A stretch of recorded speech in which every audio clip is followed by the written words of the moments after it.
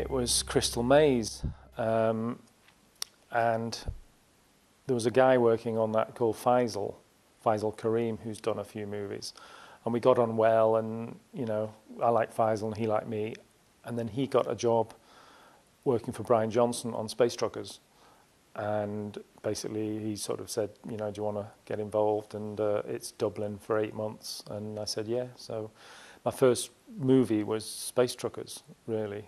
Yeah, that was a great job.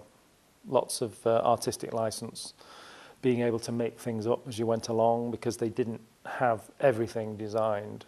They couldn't afford to design every single vehicle or nut and bolt. So basically, you know, we were given free rein to do a lot of ancillary vehicles and things like that, and that's always fun.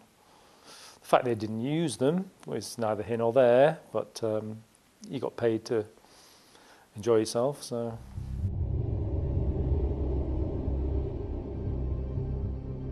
We had a certain amount of miniatures to do. As I say, we felt that if this had happened 10 years ago, we'd have had a whole lot more miniatures to do. Computers did eat into our work, but yeah, there was a certain amount of leeway there as well. You know, there's, for example, the bottom of the destroyer, which I made. You know, there was a sketch done of that, and the actual interpretation of that sketch in all the panels and the colour changes of the panels and all that is again down to us. The tram and the driver, you never even saw the driver. He was there. It's always just in case. You know, the angle that he was shot at, you know, you might have seen him. So if I'd have just put a blob in there, that's not good enough. So I had to sculpt a little driver. It's sod's law. You know, the day you do put a blob in there is the day you can see the blob. And the day you do a really nice sculpt, you just can't see it. So you're always covering yourself, just in case, you know, it does get seen. Maybe it registers subliminally, I don't know, but, you know, most of the time you don't see a lot of what goes into these shots. There was one shot in particular, which was not used, and it was what I call going to be a wow shot, where the destroyer comes down and lands on 3 pins as it comes into Vogon City. And there was going to be a lot of arcing added, and there was going to be CG Vogons walking down the street, and it was going to be really good with a couple of little trams as well. And it was scrapped, even though I never saw rushes, but I assume it looked good. I mean, it was shot. They felt that the American audiences wouldn't get the gag because it was a plug socket, and it was square pins, and it was square sockets going onto square pins, and they just thought, really, it's an American audience. There was the city as well. That was all for the plug sequence again, or mostly for the plug sequence coming down. There was the whole city surrounding it, which was all vac formed stone effect. Again, you know, a lot of expense not used.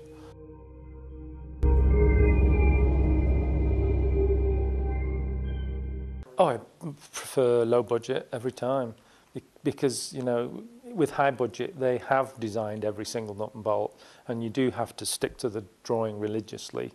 And, you know, although the finished product is nicer than working on a building, you know, it's still, you haven't put anything of yourself into it. And it's so nice if somebody says, well, yeah, we want the general flavour of this, but, you know, we want some detail there, and we want some stuff there, and, you know, it's up to you that.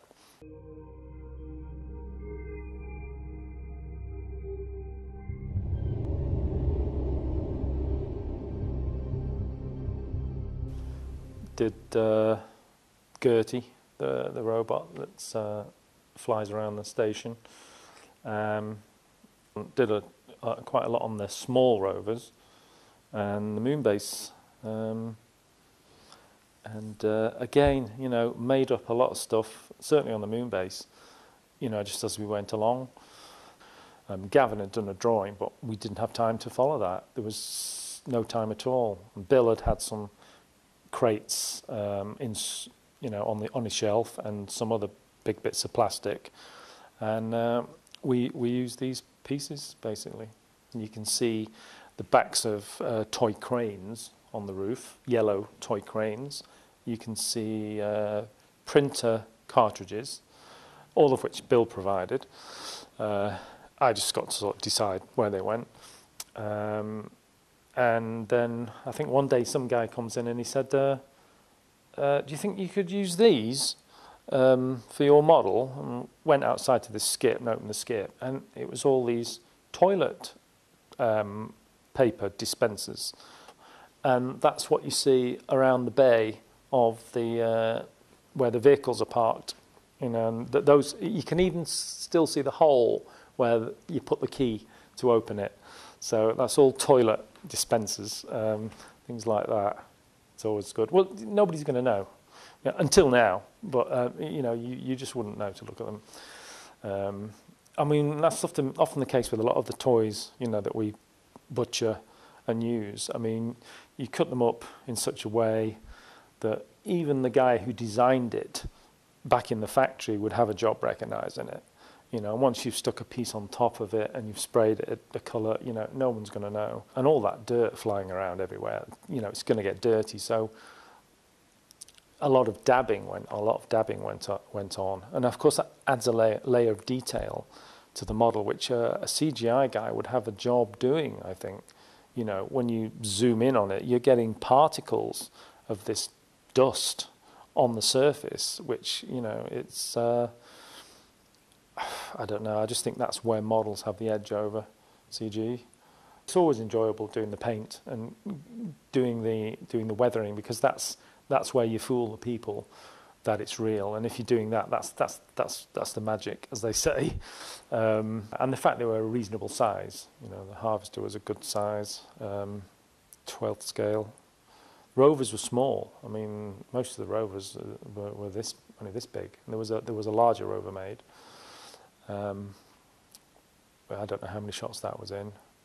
There was digital stuff done to it, but not to the models particularly. Apart from a couple of shots where there was depth of field problems when the model was very close to the camera. But you know, again, the chance to put something into it of yourself and contribute some creativity to it, rather than you know, have to do everything by the letter. So that's always enjoyable.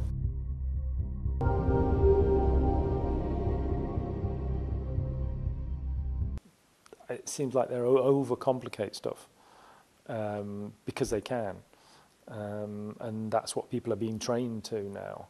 And it's sort of, you go back to something simpler, and you know, it's a simpler model and a simpler camera move. You know, it's like, yeah, you're going backwards, you know. So I don't know, that's why Moon was refreshing, because it kind of did hark back to a different time. It's pretty much all dreadful. Urethane foam, that's like little glass particles that lacerate your lungs.